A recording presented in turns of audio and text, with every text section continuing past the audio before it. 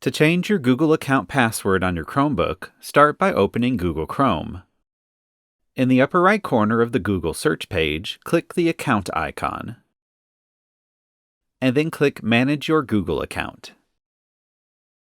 In the left column, click Security. And to the right, under How You Signed Into Google, click Password. Type what you want your new password to be, and then type the password again to confirm it. When you're done, click Change Password, and your password will be changed. Back on the previous screen, you can see when your password was last changed. If you have any questions, you can always visit the Acer community or our Acer support site, and don't forget to subscribe.